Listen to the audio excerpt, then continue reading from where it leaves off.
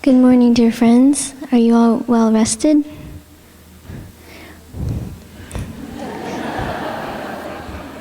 We could all use a little bit more sleep, I think. Can you hear me all? Can you all hear me okay in the back? Okay. So, good morning, everyone, and welcome to this morning's session of question and answers. Before we begin, I would like to ask our sister to offer us some music. And during the duration of the 3 sounds of the bell, we can listen to not only the sounds of the bells, but then we can also listen to any other sounds of music, whether it's our heartbeat, whether it's our breathing, the person next to us, or sounds from outside. And we can allow our body and our mind to settle. Thank you.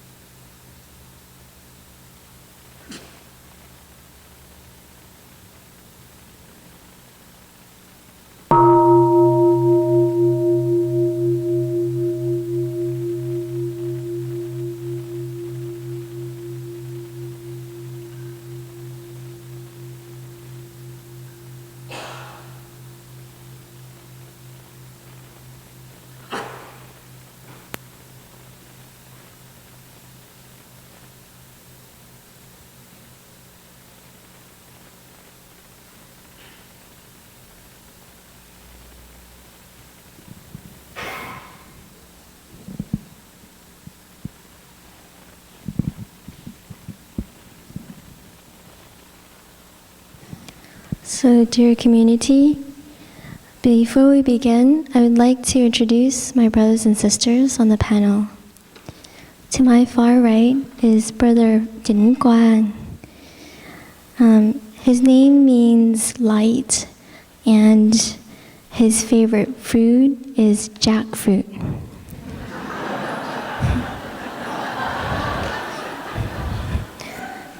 He comes from Deer Park Monastery. And next to him is my lovely sister, Sister Nghiem. And her name means peaches. And,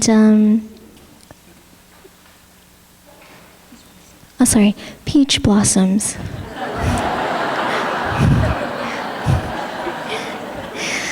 And her favorite food is something with the color of red, I think. And it's freshly picked from the garden. Can any of you guess what that is? It starts with a T. Oh yeah, tomatoes. And next to me here is my brother Phap. His name means Dharma choice, but he often says he doesn't have any choice. And he likes Italian foods like pizza. Good morning, dear Sangha. My name is Sister Nghiem. It means adornment with bright-mindedness. For short, you can call me Sister Brightness. And it's kind of hard for me to choose between fruit tarts and blueberries. But if I had to narrow it down, I'll probably choose blueberries. So this morning, we have a chance to ask questions from the heart. Now, sometimes we may think, what does that even mean, questions from the heart? But a question from the heart in this sense means that it's a question that has been lingering with us, that has been staying with us, and it requires attention. And maybe it's something deep down that we've been holding. And this question, we would prefer if it involves your own practice of mindfulness. If there's a difficulty that you find is challenging and you would like a different perspective from our panelists here. Now, as our teacher often says, a good question doesn't have to be a long question. And as my sister tells me, a good answer also doesn't have to be a long answer. So let's try our best to be short and sweet, concise, but also meaningful. And when we pose a question about our practice, it can be a very real question, one that can touch many people's lives. And it's not just for our own benefit alone. And if you have a friend or a relative that you'd like to ask a question for, that's also possible as well. And if you're like most of the monastics that I know, if you're shy, you can also write your question on a piece of paper and pass it up this way. Now, mind you, we are the continuation of our teacher, so please don't throw difficult questions in our direction. We'll try our best, but we also answer from our own practice too. So any answers that we may share with you is just our perspective from our experience of practice. And for me, answers are always evolving. They're always changing. And a lot of times, they just need enough time and space to ripen. And maybe today, this is the quote-unquote response, but maybe an hour later, it will change. So we don't have an all-in-one package to offer you. That's just my short disclaimer. And if any of you feel a burning question arise in you, you're welcome to breathe in and out mindfully and to slowly stand up and make your way towards one of these chairs, on the left or on the right. And we would like to take 4 questions at a time. And after we are able to offer responses, then we'll take up 4 more questions. And to begin with, we would like to give priority to our very, very dear practitioners, known as the children. And if you have any questions, you can slowly stand up and choose one of these chairs. Maybe we can take 2 questions from the children, and then from the teens, and then from the adults. And when you come up, you can take a seat, and we will listen to the sound of the bell. You can practice breathing in and breathing out slowly so you can calm your body and mind. And after you ask your question, our sister here, Sister Dedication, will also write on the board the question so that we all understand the question. And if you feel that it's not accurate, you can let us know and we can change it on the board. And after each question, we will hear a sound of the bell so we can enjoy our breathing. Are there any brave questioners over this side of the hall? Would you like to slowly stand up and make your way to either side of the chairs?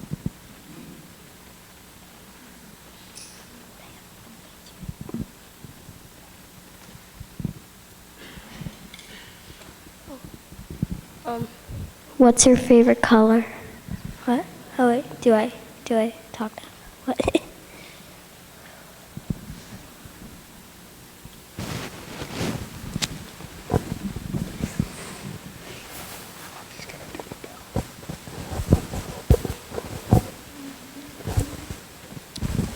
You need to listen once I heard the bell.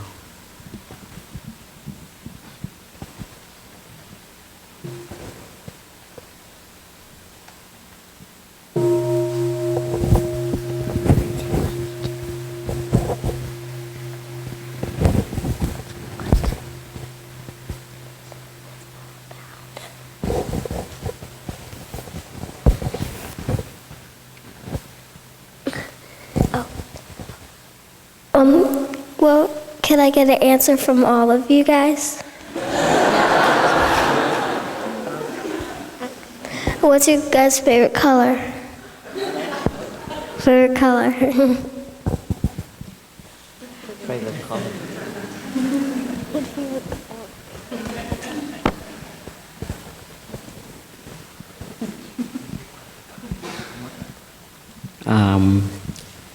My favorite color is white. White. Rainbow. A rainbow. Rainbow. My favorite color is brown.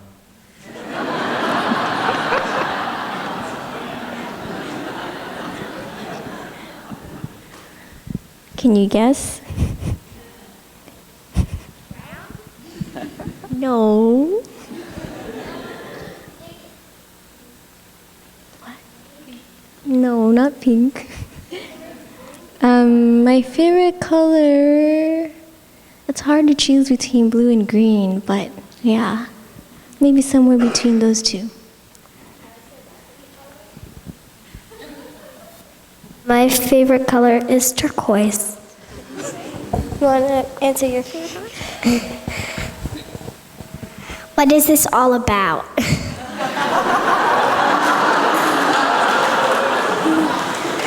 I said your color, not your question. What's your favorite color? Green and blue. That was her question, though.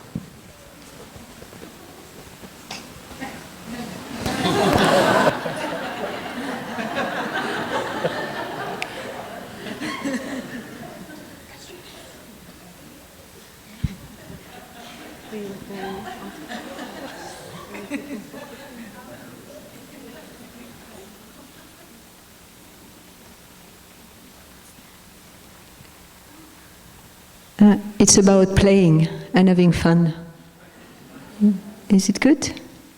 Is it about playing and having fun?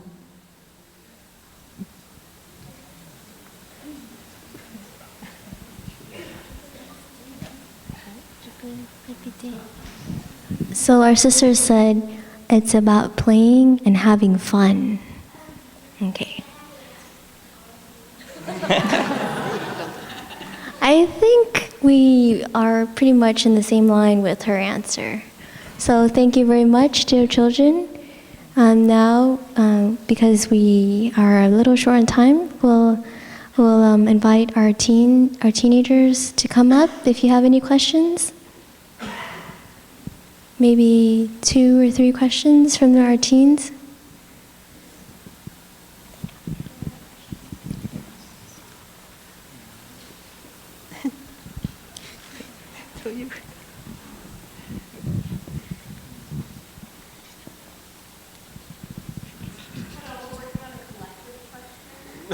This is also for me.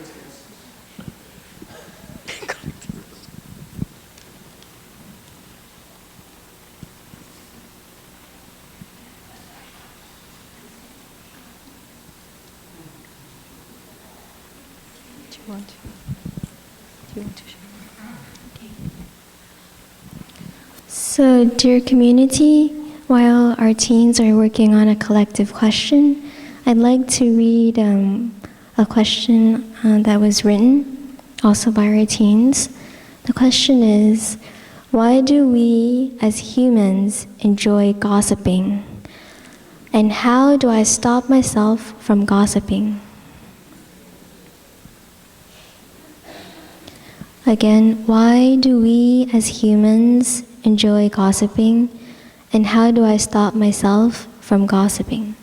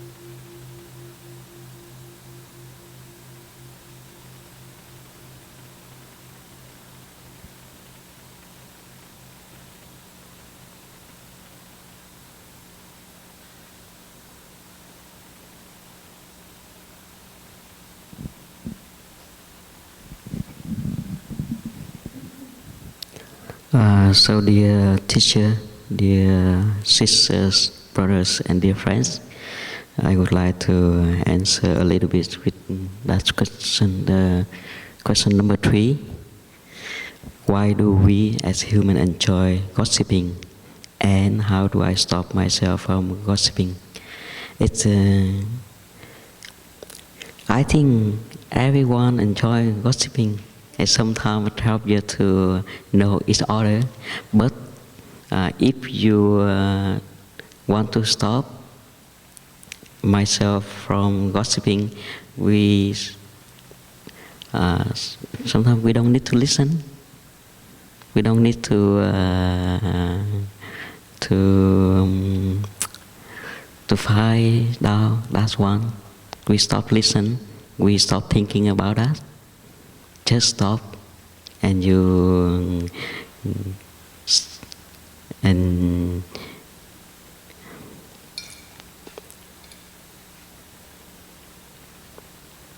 I heard as well one time they share about a lot of people complain himself, and he share with the monastics.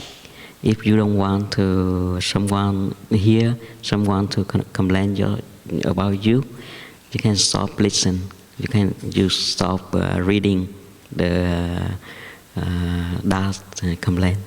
Thank you so much.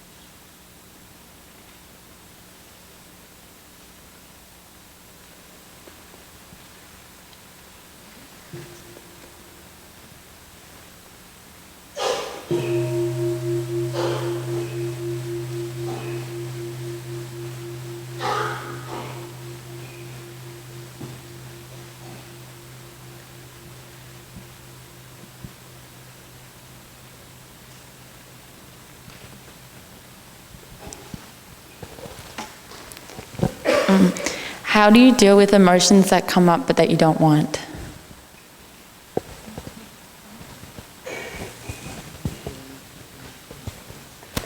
Can you repeat the question slower? Thank you.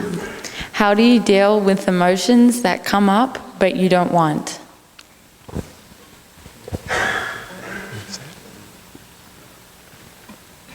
So dear Thai, dear Sangha, the question is, how do you deal with emotions that come up but that you do not want?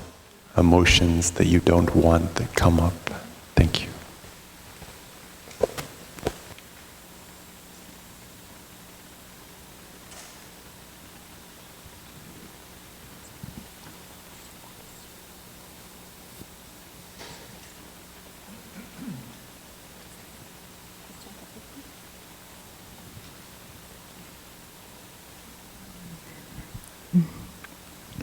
Dear Thai, dear community, can you tell me your name?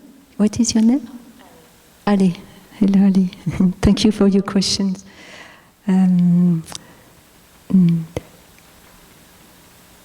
This morning I was sitting very early morning by the Buddha statue. Can you understand my French accent? Okay. And I was sitting and I started hearing a little noise around me. It was still dark. And then I opened my eyes, and then I saw a little animal. And guess which animal it was? A skunk. And then my first reaction, the emotion of fear, came up, and the fear of, oh, he's going to spray me, and I'm going to come for the question and answer, and I will say bad. So it was my first very quick thought like that, and I saw it. But then at the same time, I remember my brother's Dharma talk and the joy of it, and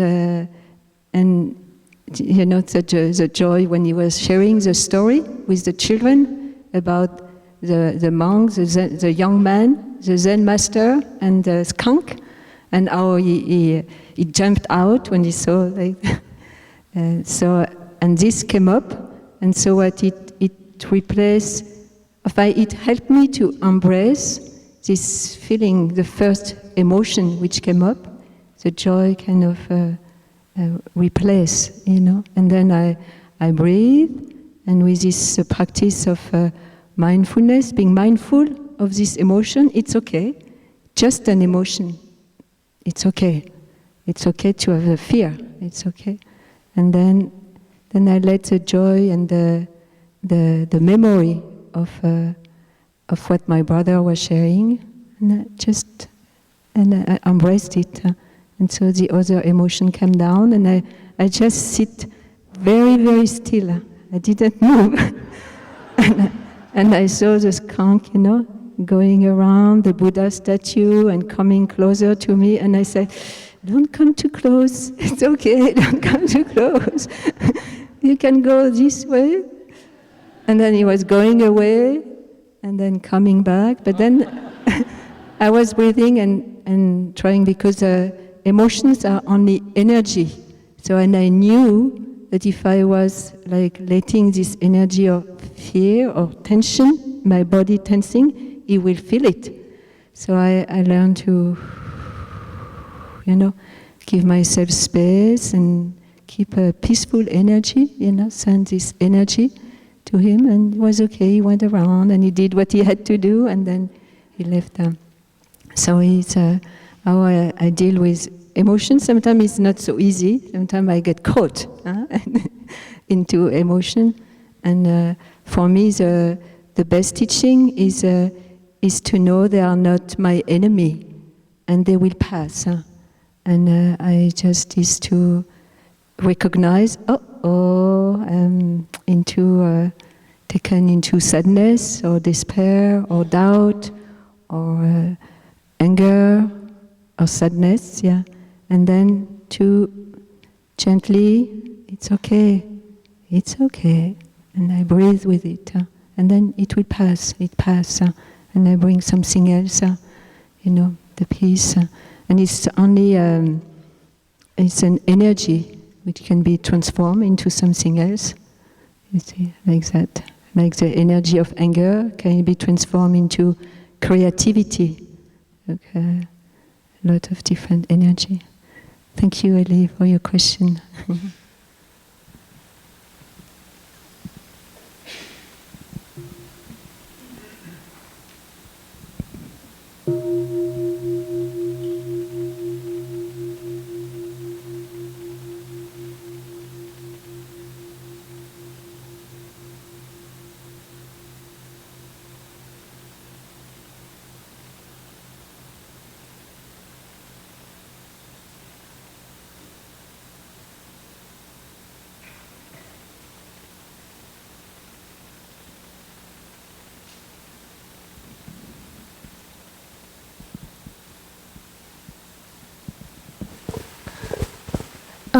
Dear Thai, dear Sangha, the teens have one collective question. That is, we've talked a lot about the 3rd, 4th, and 5th mindfulness training this past week. And our question is that in the real world with our friends and our peers, when we're led into the world of temptation, how can we really stay true to ourselves and true to our body and say no to those temptations so that we can continue to take care of ourselves?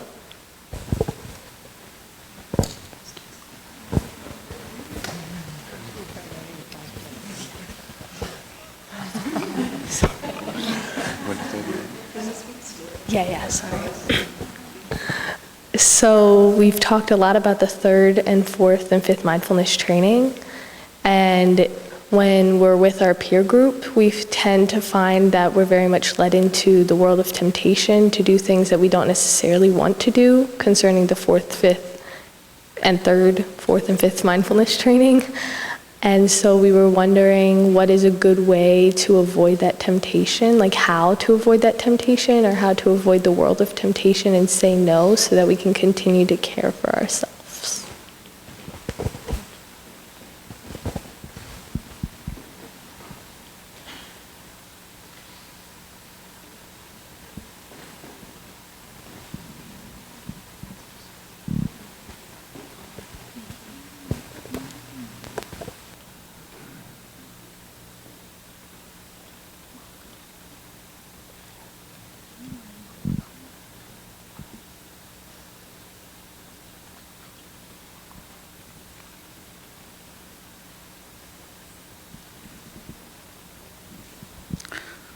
Dear friends, difficult question for me.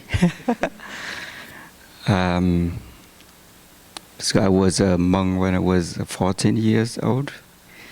I never been in a party or some kind of invitation of the friends, but I try my best to answer to you.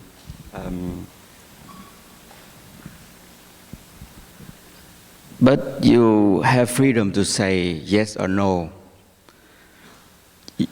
Nobody forbid you cannot say yes or no. You may have your freedom.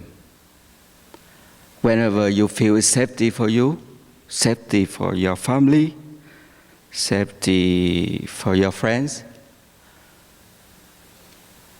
you can say no. If you feel unsafety, you also can say no.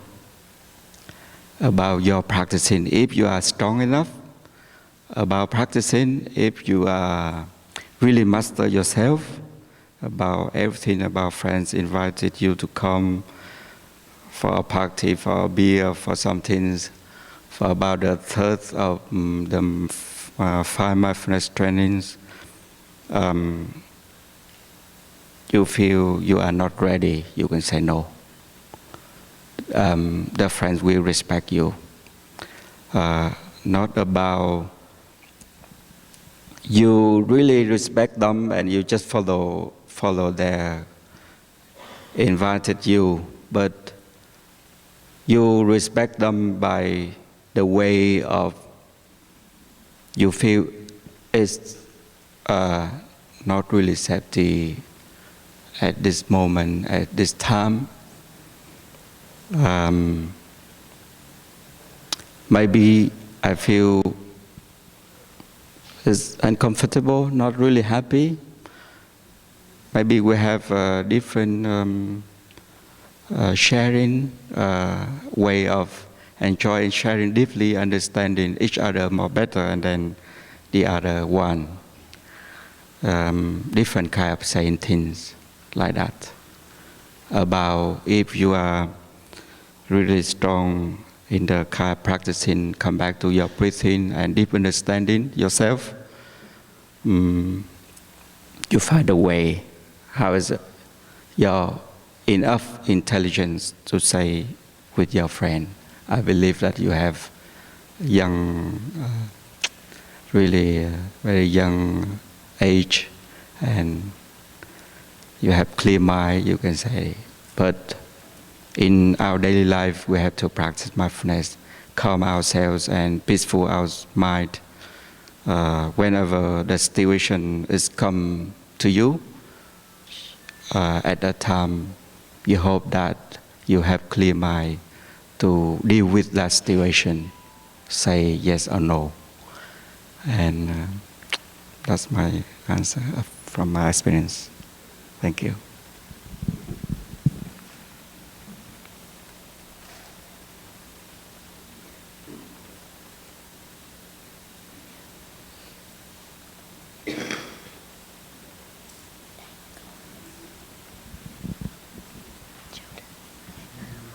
So, dear community, thank you children and thank you teens. I believe the children are ready to enjoy the practice of mindfulness outdoors. So maybe all the children, you can slowly stand up and then you can join your palms like a lotus bud and you can face the audience.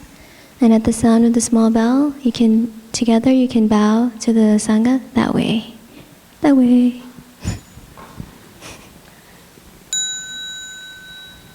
Thank you, dear children. Have a wonderful time outside. So at this time, if any of the adults would like to either ask a question, you can take a seat up here, or you can even move up to the first rows, the first seats here, if you'd like a better view of the questioners and the panelists.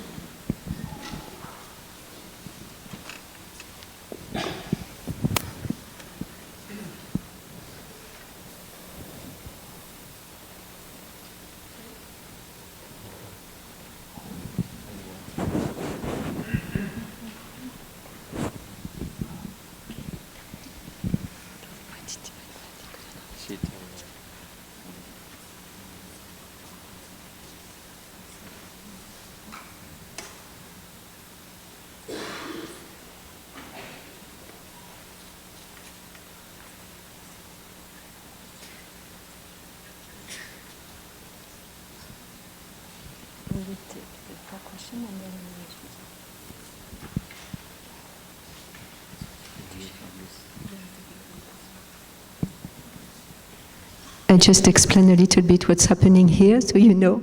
It's because for us, it's a bit difficult to hear when from this place, when the question is asked. So sometimes we have to ask each other what was asked. And what we will do is we're going to take the 4 questions. Our friend will ask the question, but between each question will be a sound of the bell, and then we will choose which will be easier for us. Less intimidating. Sometimes there is question that we're not able to answer ourselves like that, so we can choose. Give us a bit more freedom and space. Thank you.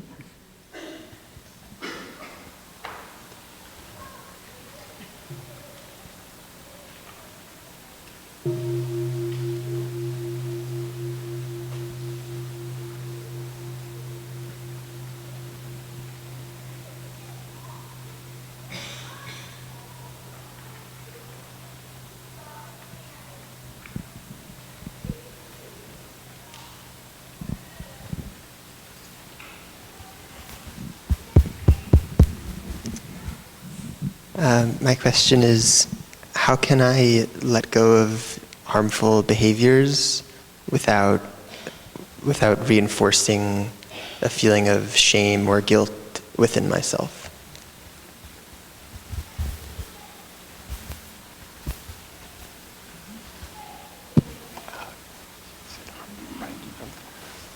So dear Thai, dear Sangha, the question is, how can I let go of harmful behaviors without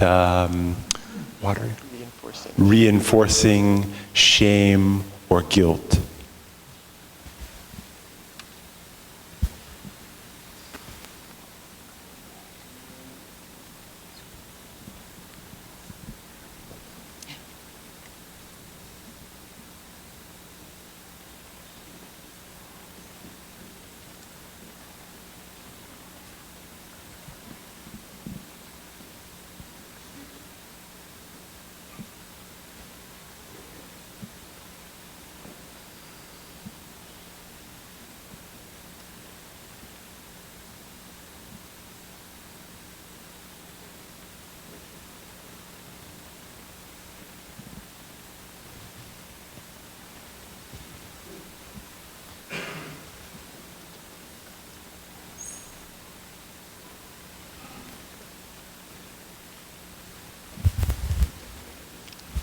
Dear Thai, dear Sangha, the little longer version of the question. I am interested in many things. There are a lot of problems that I'd like to solve. People tell me I have skills in many areas, and I'm good at getting things done. here's the question. How do I choose what to do when there's so many choices and I only have maybe 20 to 30 years left?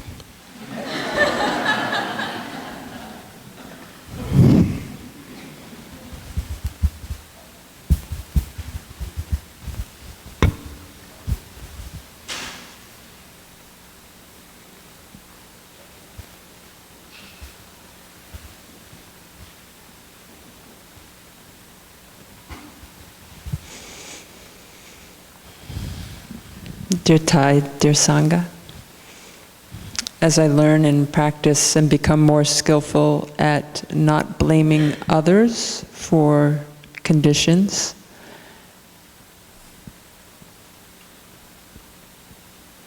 how do I avoid then turning that blame on myself for my failings?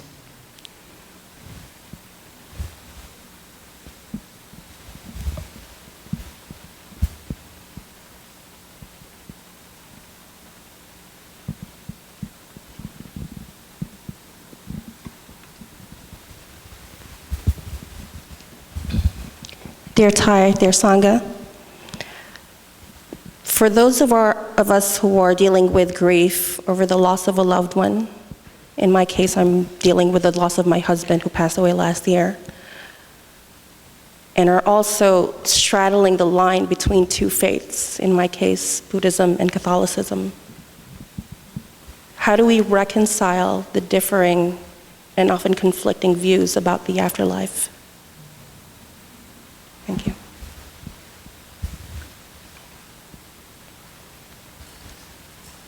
So, dear Thai, dear Sangha, just to say the question again and give our sister a chance to write it clear. This is a question about reconciling the differences in two faiths about the afterlife. Our sister is asking about how to reconcile those differences, especially in the face of a loss of a loved one, her husband. So she's asking about how to reconcile between Catholicism and Buddhism and the view on what happens when we die. Is that right? Thank you.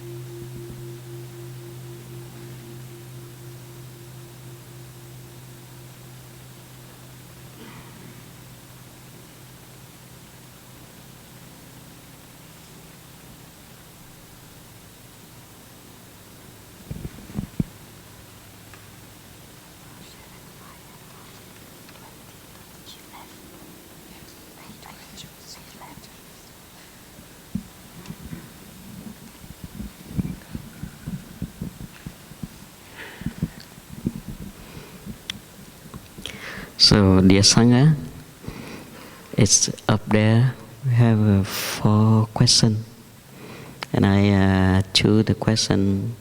I have only 38 left. How do I choose what to do? This Sangha is the life very impermanent. We don't know what problem tomorrow. How we know the 20, 30 years?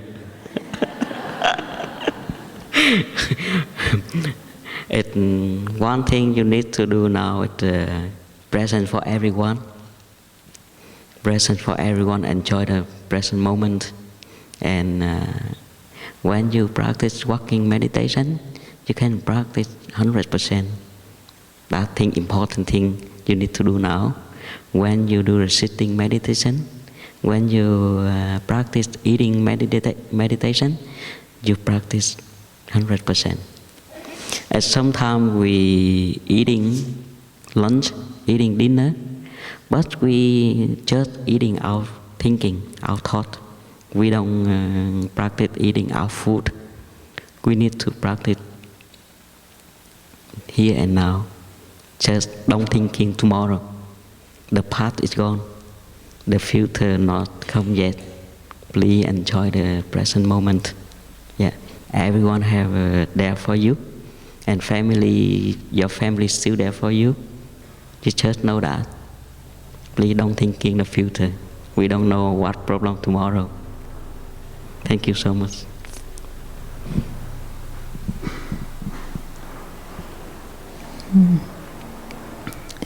Dear Thai, dear community, and dear Heidi, I will try to offer you some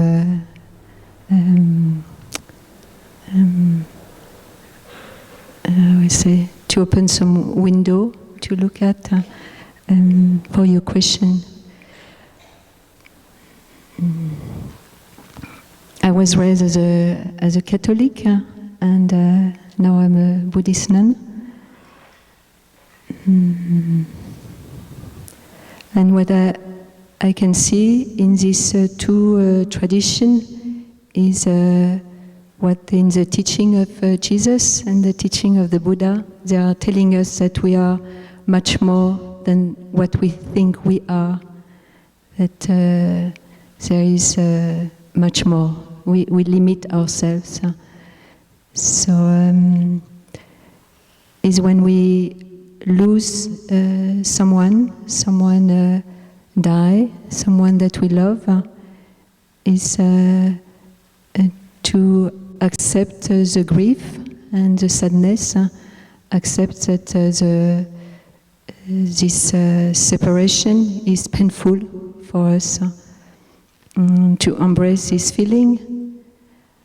And to do that is, for me, I lost many of my beloved one, and the practice which helped me the most is walking meditation, to walk in the nature and to offer my steps to my beloved one, to hold their hands. And the first walking meditation that I practiced with our teacher, told us, walk with your father.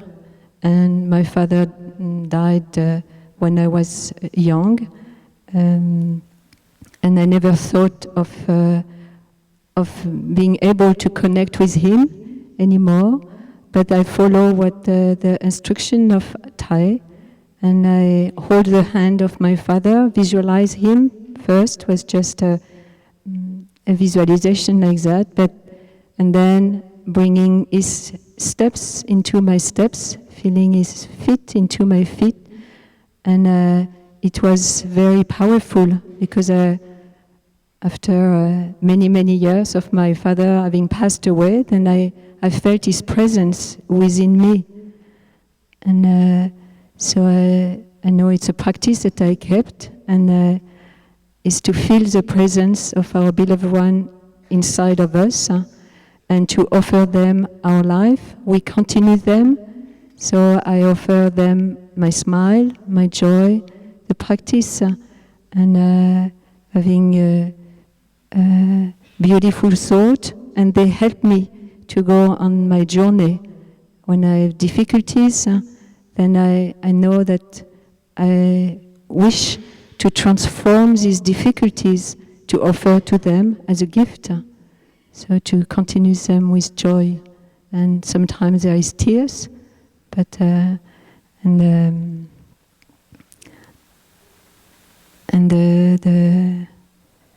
most important is not so much to try to reconcile the two faiths, but more what is inside of you, and to connect with your beloved, your husband inside. He's with you. He's with you now. He's with us. He's very happy of what you're doing, and you can feel his presence, among us here. One thing that helped me too was to write letters to my beloved one, and for example, anniversary of their death, than to really connect with them. Like recently, it was the 20th anniversary of my mother passing away, and with my sister in Maison de l'Inspire, that's Plum Village, Paris, a small center that we have near Paris. We organized a little ceremony, and I cooked some food, thinking of my mother, and offering her, cooking for her, and then we offer on the altar, we chanted, so we can sit and have a cup of tea and invite our beloved one to come. And they are present with us. They are present with us. So I will encourage you to practice walking meditation. And there is many things that I could share, but to close the eyes and you feel their presence, and like you hear the wind, and the wind comes and touch your face, and it's your beloved one who is touching you. The sun is coming, warming you. It is your beloved one who is saying, I'm here. And you can feel his warmth, but he comes in a different form, and is to remove the idea of the form. The form we can see in different form. And don't hesitate. I know that the support of a sangha and friends in the practice, to when you need a hug, to go to someone and say, please hug me. They don't have to speak, but just to offer you a hug, and I need some presence, someone. So is to not hesitate to say, oh, I'm sad, it's difficult, and then please, can you be with me? And not to stay alone. Yeah. Thank you, Edi. So I will give me a hug after. Huh?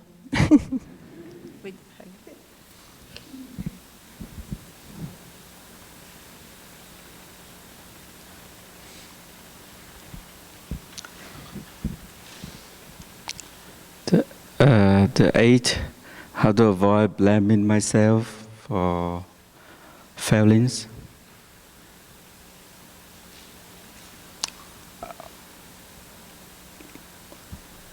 Blaming yourself rather than you can brave yourself. For example, like you don't have hair on your head. You blame yourself, why I'm so not so handsome? But you can brave yourself. You look like a monk.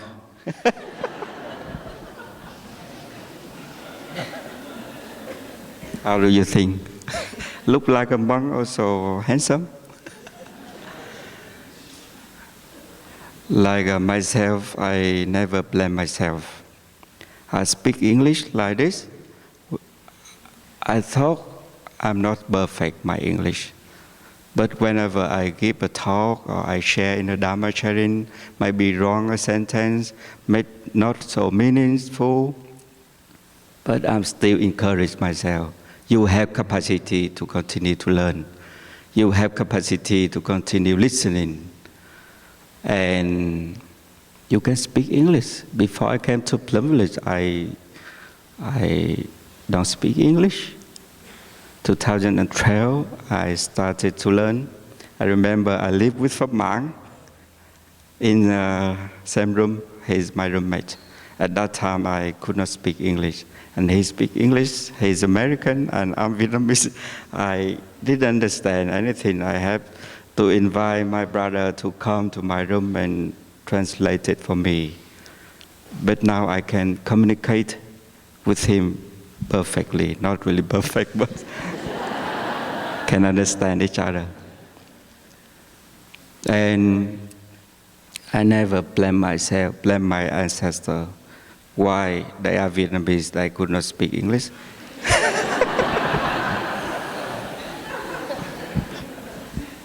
Somehow we blame not only yourself, but you blame your ancestor too. Ancestor, why they don't transmitted the beautiful things for you, but only transmitted the anger or hatred and suffering. But there are some beautiful things in you. Maybe you have not seen, But when you do meditation deeply, sit in meditation deeply, you can see a lot of beautiful things in you. Like in the crowd, there is grass, but also there is flower. In the spring, the flower may, appear, manifest, beautiful.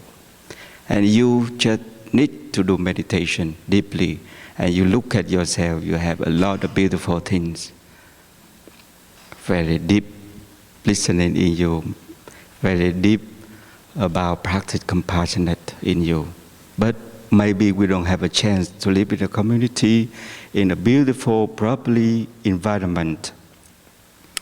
That watering the beautiful seed in you is not yet manifest, still there. Now only you need time to come back to yourself and look deeply into yourself. And you see you are wonderful. You don't have hair, but you look like a monk, handsome. You don't need to take care of the hair. Every day you go for party, just look the mirror, you look free to go. Like me, I don't feel, combined with other. I have brow, my robe brow. Whenever I go to the town or to the city, I don't need to choose this one or that one. So free, only one color. Anyway, more freedom, right? And you can do the opposite.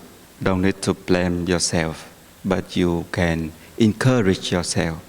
Watering the good seed in you, you have it. Just need time, do meditation and look deeply to watering the good of love, the good seed of love, the seed of deep understanding, and you'll be more happier, more sufferless, and you can have yourself happy and your other friends happy too. And sometimes I could not speak French, but whenever I have seen some French brother and sister, I say bonjour, ça va, just like that, make the atmosphere is happy. I don't blame myself. You are stupid monk. You could not speak French.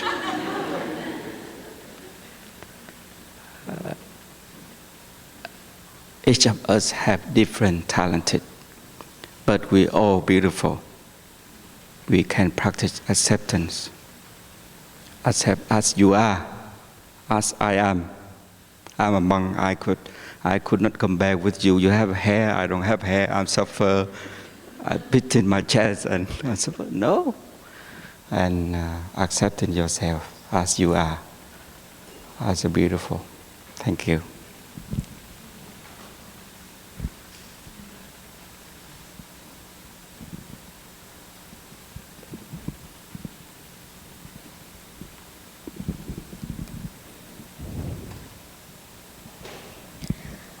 Dear community, I would like to share a little bit about the 6th question on how can I let go of harmful behaviors without feeling shame or guilt. I'd like to share 2 examples of how I have worked with my harmful behaviors on 2 different levels.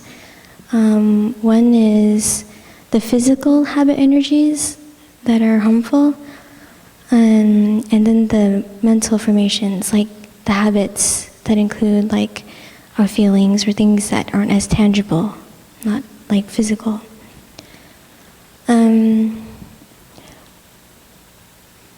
I'd like to share an experience of when I was a novice. I ordained when I was 13, so I arrived in France with already a very big sweet tooth, and I loved French patisserie. I just adored it. Every time we went out to the market, I would always stare at each and every patisserie and just adore the beauty and then also the taste afterwards. And I didn't realize that I had a habit energy of always eating sweets. It was my addiction. That's the closest I can get to. And when friends come to retreats and they share about their different addictions, whether it's to playing games online or whether it's smoking or drugs or alcohol, my addiction to sweets was the closest I had. And at first I thought it was normal. I thought, well, all the kids like candy. All the kids like cookies and cakes. There's nothing wrong with it. And then one sister was very kind. When she saw me take some of the canned fruit that had bright cherries in it, she told me, "Hey, sister, you know that's not good for you, right?" And I looked at her with astonishment and I said, "Really?"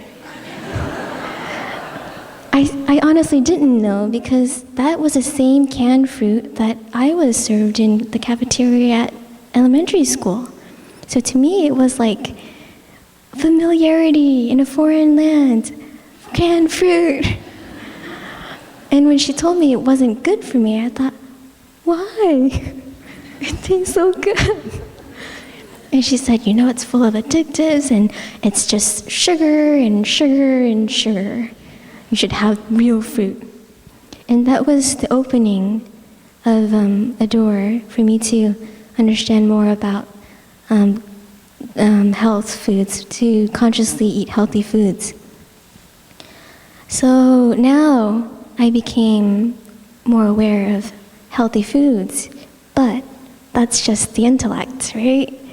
My habit of just still reaching for another cookie, another candy, another patisserie is so much more stronger. And it was kind of embarrassing to admit this, but because I had grown up with Hershey's and Reese's and other American chocolate bars, I thought that was good.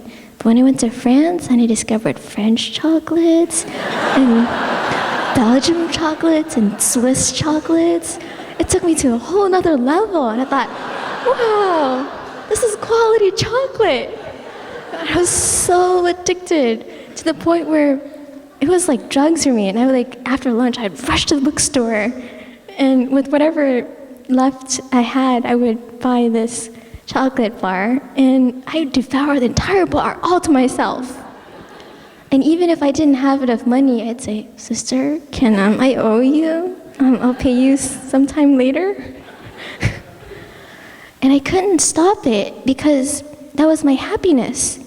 And so intellectually, you know, even though I was told that they're not good for you, I couldn't let go of this. And there were many failed attempts at trying. And I'd always have some lame excuse pop up in my mind, like, oh, I'll just finish this last cookie and then I'll start not snacking on sweets. But of course, since, you know, I'm this little cute nun, people give me new, like, cookies and candies, and I go, this is a new package. I can't throw it away. So it just never stopped because I didn't want it to stop.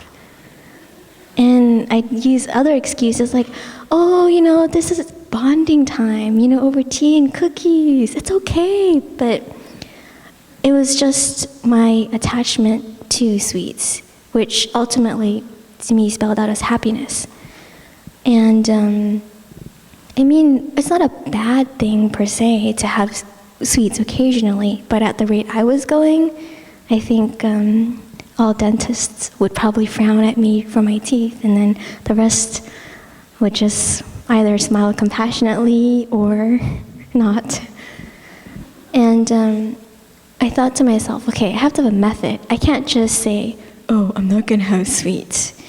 And luckily for me, our dear teacher often teaches about habit energies.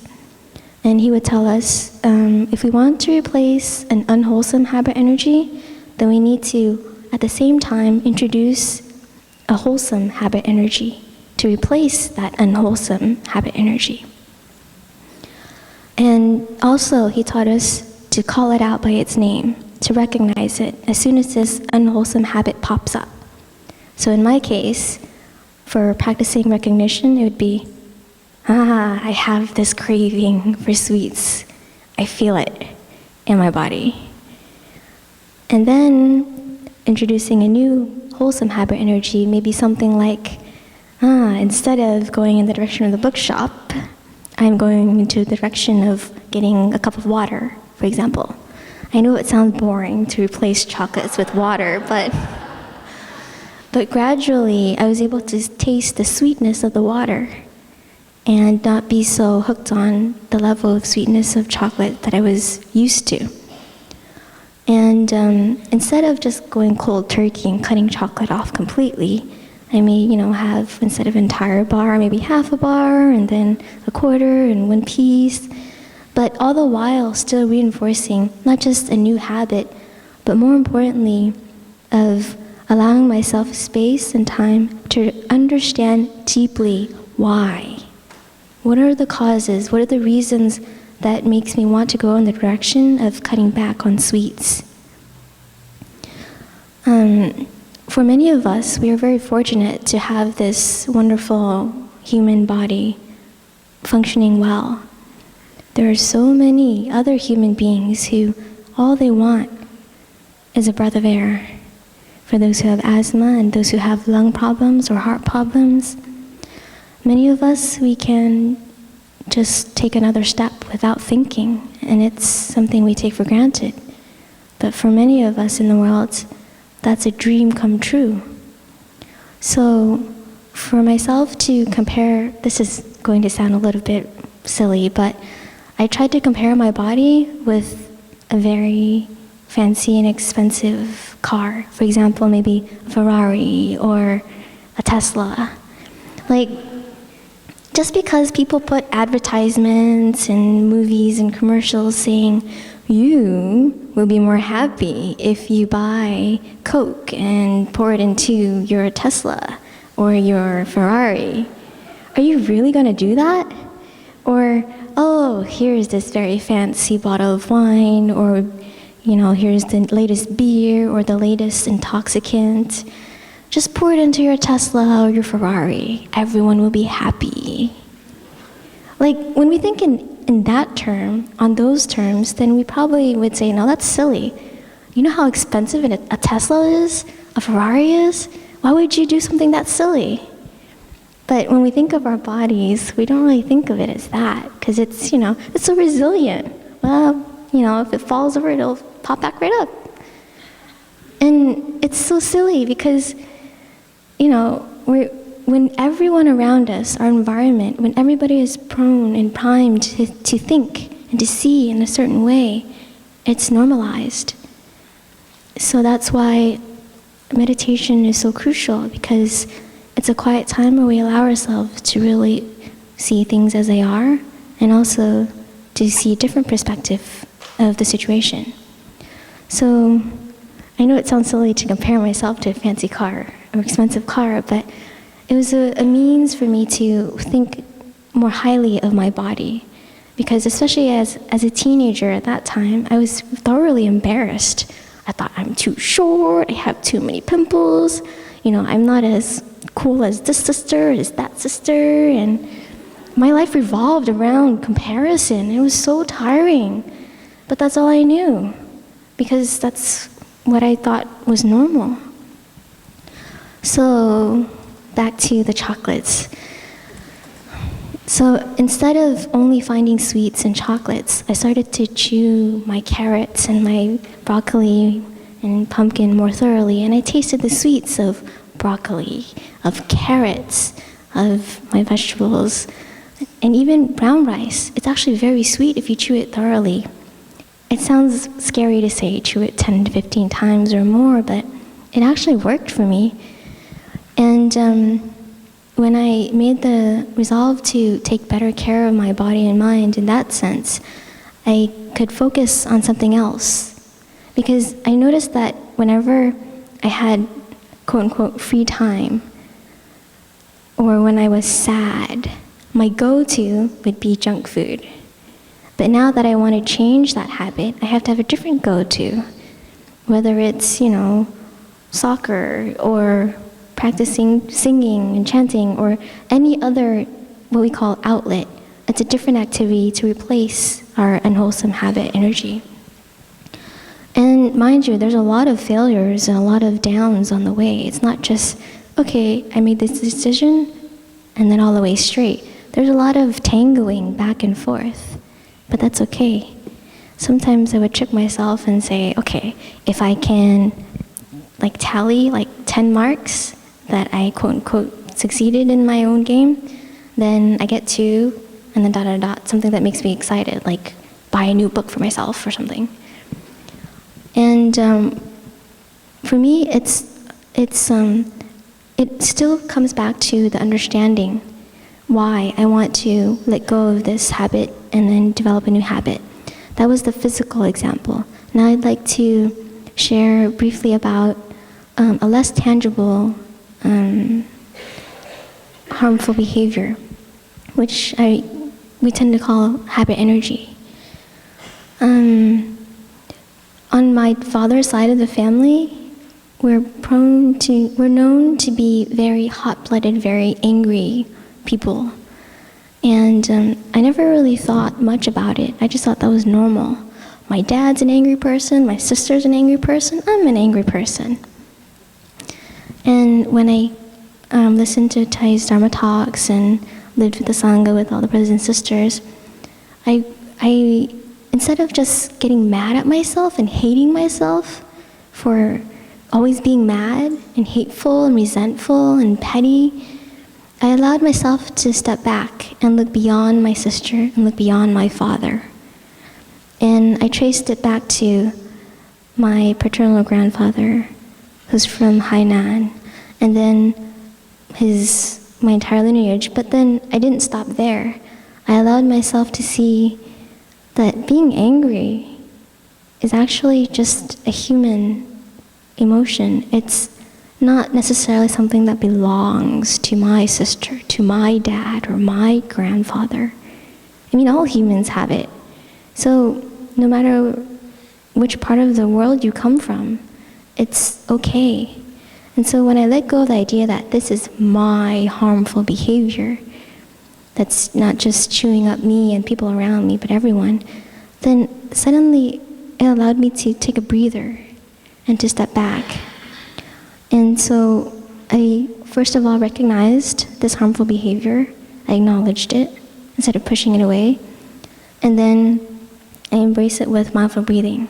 So every time I feel this burning heat coming up, this agitation, this irritation swelling up, then I try to be quicker and quicker at recognizing and saying, okay, I'm getting angry. Okay, I'm gonna take a step back. I'm going to take care of my anger with breathing to calm myself down so that I can understand the anger, not to shun the anger or to run away from it or to deny it, but it's to better understand it and so that I don't act out of anger and then have regrets.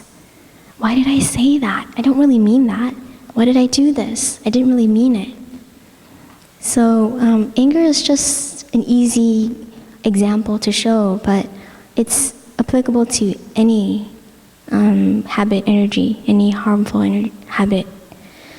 And so when I understood that this is okay, it's not mine alone, and then I can replace this habit of just saying really mean things and cussing and slamming doors with something else, which would, in this case, probably be walking meditation, sitting meditation, total relaxation. And instead of beating myself down and saying, why am I always angry? Then I would replace it with, it's okay, Grandpa, we got this. We can practice this together. It's okay, Dad, don't worry about it. We can get through this and we can learn about it along the process. It's not so much like, okay, sit on my cushion, breathe, get mad, get angry out of the way, and then back to being peaceful and nice. It's okay, and we don't have to run away from anger. It's okay to live your anger thoroughly, so long as we don't act upon it and be carried away by it, so that it's destructive for ourselves and for others. Anger to me is very humbling. I learn so much from it when I am in anger, but I'll try not to show you that side in this retreat. So basically, when I understand where it's coming from, I also, instead of feeling shame or guilt because of my harmful habit, then I remember that a lot of times it's passed down to me. Like I said earlier, from my parents, my grandparents, from society, from my environment, from also, like our sister mentioned yesterday, the seeds that we water. Whether we water it intentionally or unintentionally, or whether it's just by living in society and exposing ourselves to many different things through our eyes, our nose, our mouth, our senses in general. And when we recognize that those seeds have been watered, then those habits are reinforced. So we can just replace it, and replace it with different foods. Instead of junk food, quality food. So that's my very long sharing about the practice. Thank you, dear friends, for your questions. And we are running a little short on time, but we do have one last written question that I would like to read, and perhaps we can end after this last question. The question is, I am dating someone. He has the capacity to be mindful, but he chooses to live a different style. How do I know when to practice learning to accept the different qualities of a romantic partner? And when do I know to end the relationship?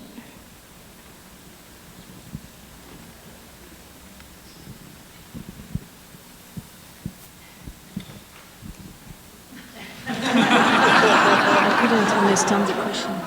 I'm a monk when I was young. How can I answer? I couldn't understand the question.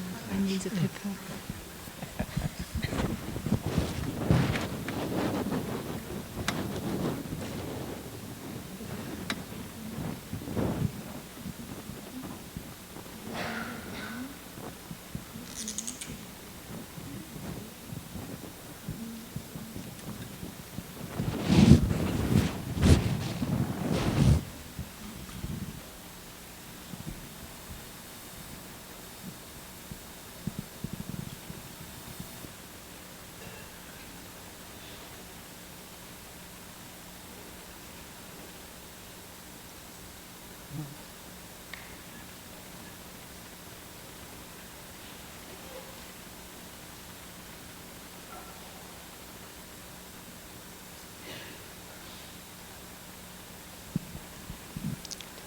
Dear friends, you asked the question, but you could ask yourself, do you want to end your relationship, or do you want to continue your relationship? That's more clear, the question. If you want to end relationship with somebody, that's easy. But you don't have to ask. But if you ask, I want to continue relationship with this person, how can I do? Have different way to do.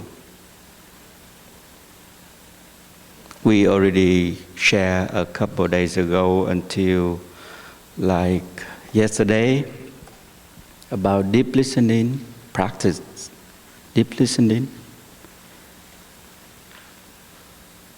We open our heart like the door in the hall. We open, the fresh air will come in, refreshing your relationship between you and him, or you and her. The problem is, do you want to open the window for refreshing the energy in you, in her, in him, or not? If you want to open the window, that's more easier. Refresh relationship between you and him or and her. By the way of practice meditation, we have been learned in this retreat. Can we apply this teaching in our daily life? Everywhere we want to go, can you apply walking meditation, calming yourself before you say to him or to her? Can we apply meditation whenever before you take conversation to him or to her? Sit for a while, breathe deeply, calming yourself, calm your mind before begin to share. That's already start. Seem very good. That's a the way of renew relationship between you and the other person. You really have intention to do it if you really want to continue relationship with him or her. And also we have the Sangha and the community. Whenever you feel exhausted, you can come back to the Sangha to recharge your energy, refreshing your mind and your body.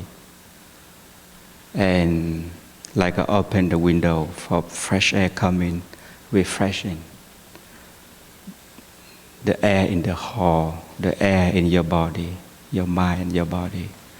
And at that time, I think you're more fresh.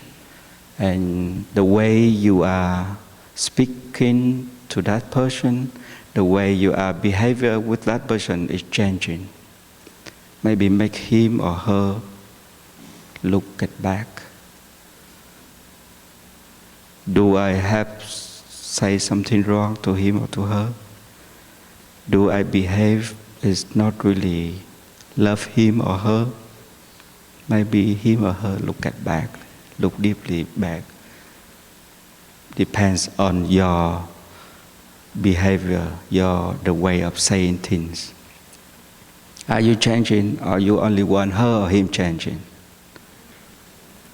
If you only want him or her changing, could not be possible. First, you have to ask yourself, do I change or not? Do I change the way of speaking? Do I change the way of acting or not? If you are not changing, that's very hopeless. Now we learn mindfulness. We can apply in our daily life by the way of sharing things and the way of acting. How be more mindful before speak to him or to her. Take time to breathe deeply. If you feel still not ready, continue to breathe. That beloved one asks, why you invite me to come for dinner? You just sit there like statue. You may say to him and to her, I learn meditation, dear beloved one. Before I would say to you, I calm my mind first. I take time, I breathe deeply, calm myself, and the way I share to you, I speak to you, I hope bring happiness to you. And that's it, you really love him or her, you already want to continue your relationship. That's already a big change. You have capacity to read. If you could not do, you can ask the Sangha can help you. Or whenever you need the Sangha, please come. And we continue to share and to help you to renew relationship, refreshing your mind and your body. And you will be successful in relationship with applying mindfulness. And the insight will come different way, can say to him or to her. The relationship will be very beautifully in the future, but begin now. Maybe if you keep it, it will be late. Thank you.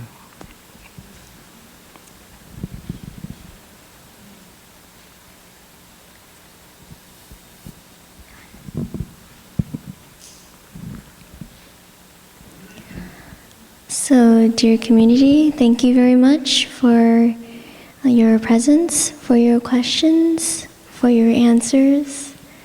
And now it is time for us to hear some more music offered by Sister Nghiem here. So you may like to either close your eyes or leave them half open, and we can see how long we can concentrate on our breathing continuously, from the beginning of the breath to the middle, to the end, and then to the next breath.